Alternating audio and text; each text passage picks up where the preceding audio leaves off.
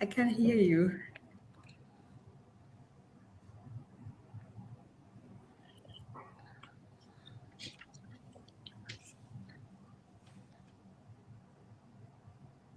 Martina, can you hear me? Yes, I can hear you now. Good morning. Good afternoon. That was Nyasha. Nyasha.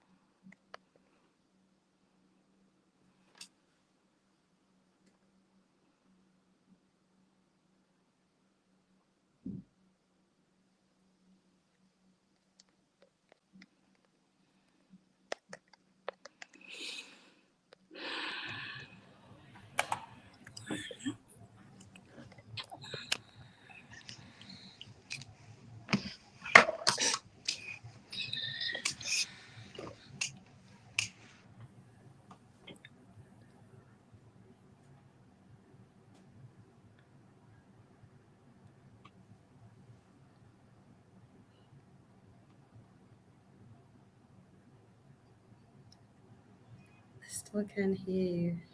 I also can't hear her. Yeah, but I can hear you.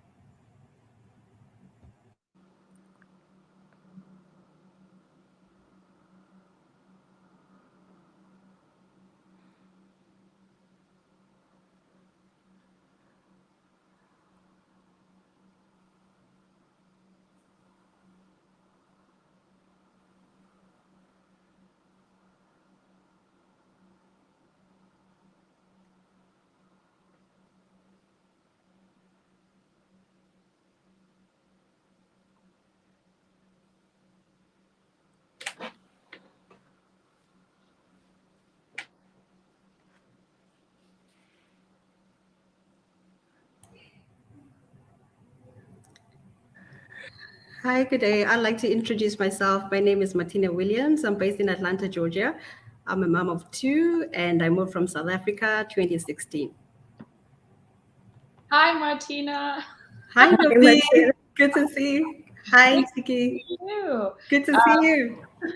My name is Nobukosi Mafu, and I actually went to high school with Martina in Bulawayo. Seems like a lifetime ago, Yes. right? You can say that again.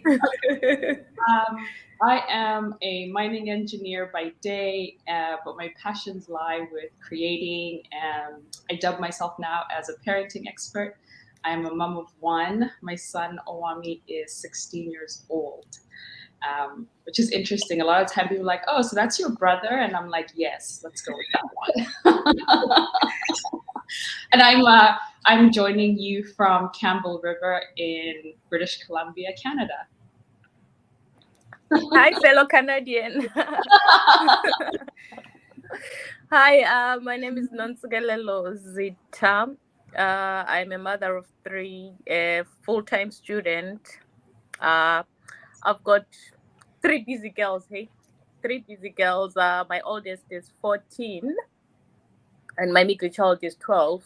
My little one is 7 and autistic and a very busy body. So I've got my hands full. That sounds like a lot. Yeah. Well, that's interesting because I have a son that is autistic as well. My 12-year-old is autistic. Wow. Yeah. So, And how are you finding raising an autistic child? Is he your only son or? like I said, I have two. Here's my little one. Yeah. This is the baby. This is Ola. He's 8. Say hi. Hi, handsome. Yeah. So, I mean, the only challenges were initially. So, like when it came to like introducing him to new types of foods and stuff like that, that was one of the propelling factors for us to move from South Africa because there wasn't much treatments available and stuff like that in terms of like what can I say, like opportunities there. For example, like speech therapy, occupational therapy, he needed a lot of that. And then here, when we came here, all those things were kind of like free initially, like you get those services for free. And then in 2018, that's when he went to a food clinic where they monitored him for 3 months so that they could help him like get acclimated to different textures of food. Because when we were in South Africa, he only used to eat like 3 things only, like literally 3 things. He would just have brown flakes, toasted cheese, and green apples. That was about it. And my kid was so skinny. So one of the reasons we came here was mainly to get him help, get him treatment, and I'd say that that has really helped a lot. Yeah. And did you find so I imagine like being home where you're home and in South Africa everything's quite to Zim, right? What did you find was like the biggest difference in trying to find medical care for your autistic child now in a completely foreign environment? Did you find was it easy to access those services and those resources? You mean like daycare and stuff like that, or you mean like home care? Well, all the care that a child with autism would need. Right. Okay. So, for example, with the school setup system, that is perfect. Everything is great because they cater for special needs kids. They have their own schools. They have their own special needs schools, and they have their own classes. So, when it comes to the school setup, that was perfect because we came when he was only 5. So he went to a special needs school. When we got here, he did the tests that were necessary. Like, for example, he went for a hearing test. He went for a speech test just so that they could put him on an IEP. So an IEP is an individualized educational program whereby they'll monitor him individually so they can access his goals because he's not like a regular mainstream kid. So when it comes to school care, definitely I'd say that the school system here is perfect because they even have days whereby they go shopping, they teach the kids about money and things like that. They have what do you call them, like school tours every week. On a Thursday, you give them pocket money, They teach him how to go to the restaurant, how to order his food by himself. So some of those things were not there in South Africa at the time when we left, because the school that he was attending, they were more like a daycare center. They didn't have all those facilities like speech therapy, occupational therapy, some of the things that a child needs on a constant daily basis. So I definitely say it's been a good it has worked in our favor. So, and then when it comes to home care and everything else, that was all on me. And that has its own challenges. I'll tell you in a bit. I see Nyasha's on screen. Can you hear us, Nyasha? Yes, thank you so much, Nobukosi. You started the questions. Thank you so much, everyone, for your patience. That has to be the most stressful thing that has happened to me post-COVID. But I'm so glad you guys stayed and carried on with the chat. I will do a bit of an introduction. We are here for the Pan-African Leadership Center talk. My name is Nyasha, and I am going to be chatting with you amazing ladies. Have you introduced yourselves to each other already? Yeah. Yes, we have. Okay. And I am particularly, obviously, just very excited and happy and glad that you beautiful African women all over the world are doing your thing. You're inspiring, you're strong, you're powerful. And I'm so glad that you're my friends and that you came on to share your experiences. I think Martina was already talking. I had a question for her myself, but I think you've already shared some of your experiences, so I'll catch on. So I'll ask Nancy a question, and I wanted to find out, having been you're in Canada right now, how do you feel you have adjusted, you and the girls back home? How do you think you've adjusted? Are you confident to say that is home and you are preparing your children for life permanently in Canada, for them to raise their children there? How are you doing that? Are you teaching them ways of life in Canada? Are you still teaching them cultural ways back home? Are you doing sort of an integration of, I am an African in Canada and I'm creating my own new way of life? What are you doing? That's quite a mouthful, eh? I'll say, with me and the girls, with my own background, I choose the type of traditions that I still want to maintain. I'm not just picking everything and saying we are Africans and we do things this way. So I've got certain traditions that I still maintain. Just when someone else is speaking, because I'm now coming in as a guest as well. I'm not coming as I'm able to mute you. So if someone else is going to speak, if you can just mute, because then there's a back sound coming through, an echo. So Nancy, do you feel like it is challenging to still do you speak to the kids in vernacular? Do you make traditional home meals? Do you teach them, things that are perceived to be what is your background? Yeah, so we mostly stick to our traditional meals. I love cooking, and yeah, so we mostly stick to what we know. Yes, we do try different things. And as for me and the girls have got a choice. Whenever they feel like they can't take the Canadian life, they're free to choose to go back home. They know they've got that choice. If this is not for them, they're not forced to. Although the main reason why we moved to Canada was to give them the normal childhood that we had when we were growing up. When we were growing up, we could walk to the shops freely. We could play outside without our parents worrying. So we didn't have that in South Africa. They had to be stuck inside the complex always. We had to worry when their school transport wasn't there in time. So that was the main drive for us to come here. But they still have a choice. If Canada is not for them, if they don't feel the vibe in Canada, they are free to say at any time and they'll go back home.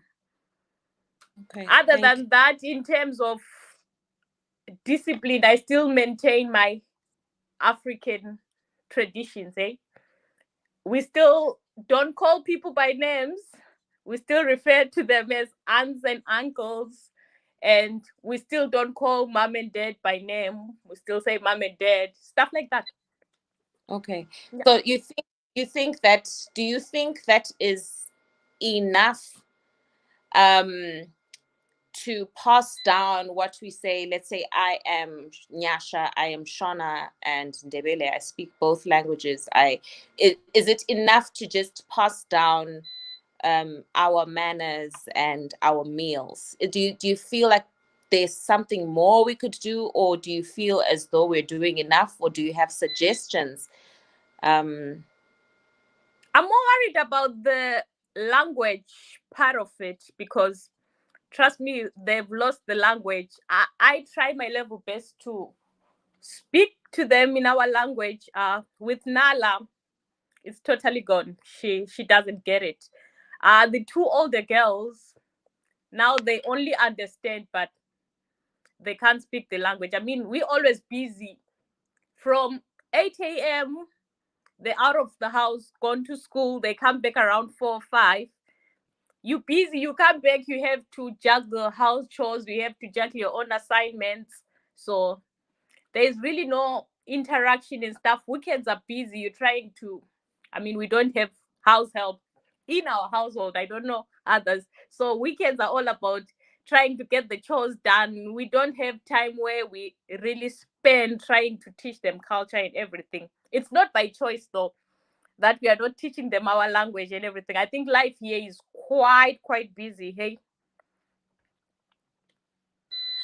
No, because what do you think, if you were to rank it as the most important thing to pass on to your children, being, a mom from Zimbabwe originally, what would you say off the top of your head is the most important thing you would want to say that you passed on? That's a great question. So that type of stuff is exactly what I talk about on my podcast, the League of Evil Moms, and it's all about the experiences of African mothers raising their children outside of the motherland. And for me, in my experience with Owami, the one thing that I've decided I have to teach my son, I have to ingrain in him his right to take up space. We come from a culture that tries to make children very small. Shut up, tulumsindo, puma pandle, go outside, all that stuff. We only realize it as adults, but that stuff was intended to make us smaller and smaller and smaller so that we could fit into whatever. I don't even quite understand what the purpose of that kind of language and behavior was towards children. I think it's inappropriately dubbed as culture and tradition, and I don't think that's what it is. I really believe in my Ndebele culture. I'm a proud Ndebele woman, and when I square up my Ndebele history and my Ndebele culture, and then some of the things that we saw growing up in Zimbabwe, to me, it doesn't match. And so I've decided that Owami, he must know that he has a right to take up space, whether he's on the playground, whether he's in the classroom, one day when he's in a corporate boardroom, wherever he is, I want him to show up with his chest proud and his chin high, saying, Mina, I am Owami Mafu, and I have a right to be here. That's wonderful. That's amazing, Nabi. I want to carry on with that sentiment. Do you think that what you are teaching him now has been influenced by your surroundings, your geographic location, that it has made you say, okay, this is what I want to pass down? Do you think you would have a different perception were you still in Bulawayo, Zimbabwe? Yeah. Sometimes I try and think what it would have been like if I had had my son in Zimbabwe, but I'm so grateful that I had him here, because when I came here, I was 17 years old and I was pregnant. And that put me at a lot of disadvantages. I was a new immigrant, I was Black, and I'm pregnant. I haven't finished high school. And so my mom at the same time, she had my little sister, and she was trying to establish us as a family. So she didn't really have time to look after me and my condition. So I had to do everything for myself. And in trying to, for instance, I had to go find a hospital. Where am I going to give birth? Go and register, find prenatal classes, all that stuff. I did it myself. And in doing that, I became aware of the barriers that a 17-year-old child will face. People not taking you seriously. I remember one time I went to this one school and I said, hey, I would like to register for school. My son is 3 months old and I want to become an engineer. I need to take these courses. And this woman was like, no, you're not going to be able to do all that stuff with a baby. And I was like, wait, what? But that was like a constant in my journey. And so when I started raising Owami, my eyes were very open. I wasn't naive to the facts. And that's just that when you look the way we do in the places where we live, sometimes opportunities are denied to you just because of the way you look. And so that's why, like I said, with Owami, I have to ingrain in him that if you need help, you have a right to receive it. If you need to be heard, you have a right to shout. If you are cold in a room, you can say, hey, can you turn up the heat? I'm cold. All of those things are important as our children move through the world, because they're already in a world that doesn't want to hear from them. The world wants to tell them who they are. And frankly, as young African boys, it's that you're a threat, you're not to be trusted, you are a thug, whatever. So I think the biggest difference for me has been, if he was back home, his skin color wouldn't be an issue, right? It would be other things I'm having to teach him. But because we're here, there's this whole other portion that, in addition to being respectful, in addition to being a good student, in addition to being all these other things, you also have to bear in mind that the way you look actually does make a difference. And in a lot of times, it's not a good one. So. Okay, thanks, Nabi.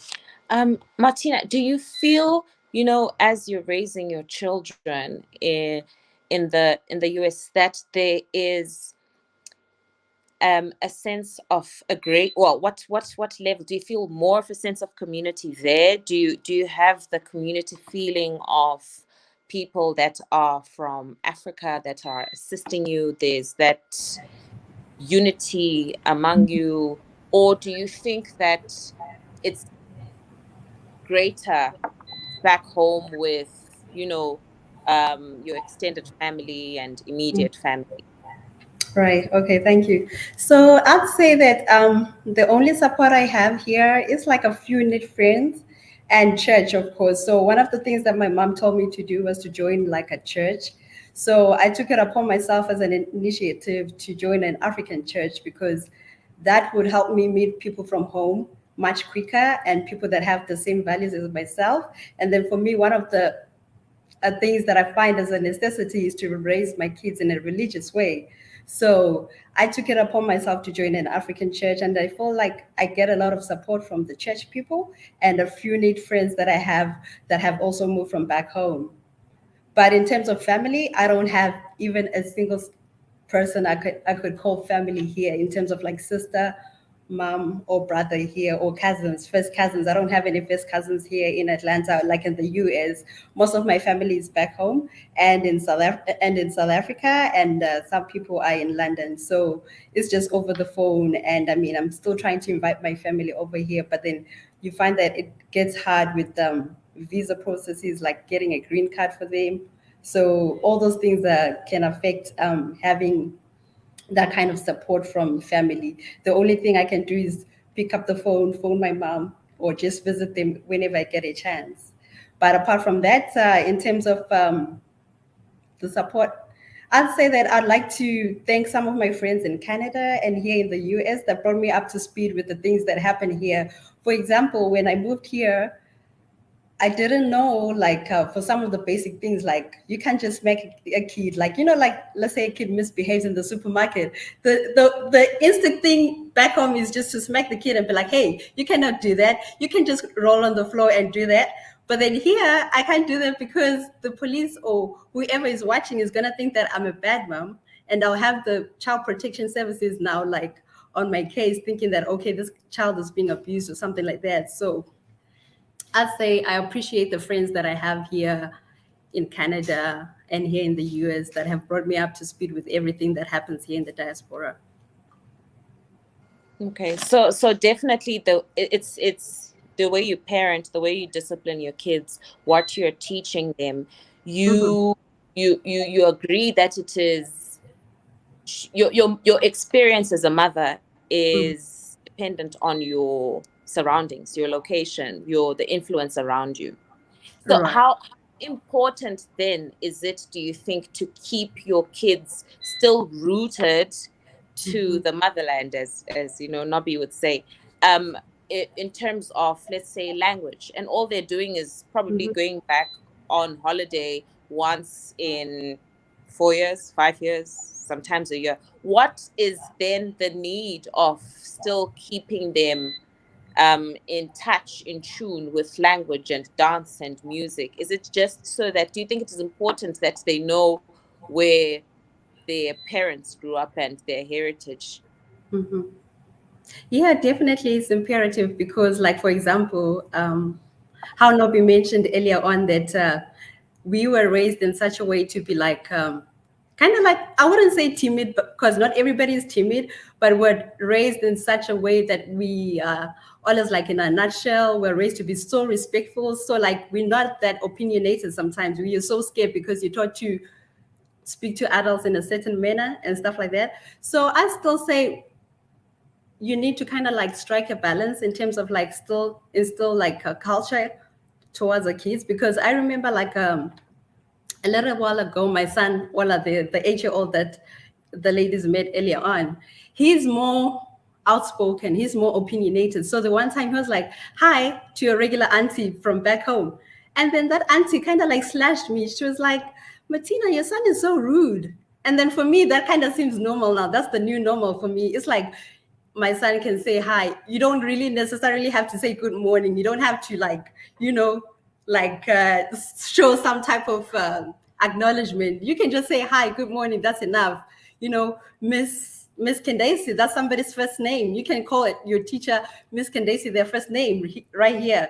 So some of the things, like, I still feel like it matters for me to kind of instill the home culture, because I don't want my kids to be called disrespectful. At the same time, I want to strike a balance whereby I want my kids to be free and outspoken and be able to interact here in the first world country. Because I mean, if you're gonna be quiet and timid, sometimes life can pass you behind. People can step over you in the workplace. You need to be strong. If you want to go places, you need to have a strong character. So I don't want my kids to be timid. So I need to kind of strike a balance with instilling the cultures from back home and say, okay, if you're greeting your grandma, you have to say, hi, good morning, Gogo, or good morning, Granny. You can't just be saying, oh, hi, or something like that. Kind of show some respect. So, like, for example, another example, when I went home in December, I was at home with my parents, so I video called my kids again. So my son was like in his element as well. So like he was just like, "Hi, Grandpa." Like he wasn't like, like how back home there's a certain way you will talk to your parents, but then for him, he was just like talking casually, like he's chatting to his mate. But then my dad was like, okay, but I mean, he kind of accepted it because he knows that this is a kid from a different era, is being raised in a different setup. So I guess, yeah, it's just about striking a balance, I'd say. Okay, thank you so much, Martina.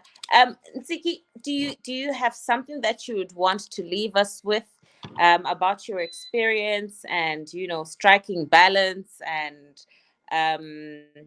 generally just advice that you could give young moms that are in the diaspora? Yeah, thank you, Nyasha. I'll agree with Martina with the issue of striking balance. I want the girls to maintain the culture that we're raised with back home, while also taking up space, as Nobukosi Mafu said. They mustn't feel intimidated by the fact that they were born in Africa, they're Black, or whatever issue there is. If they need to rule the world, they can. That's what I always teach them. But at the same time, I always want to, I want for them to learn the culture that we're raised with, just in case should something happen to me. And I mean, we don't have anybody here. They are still young.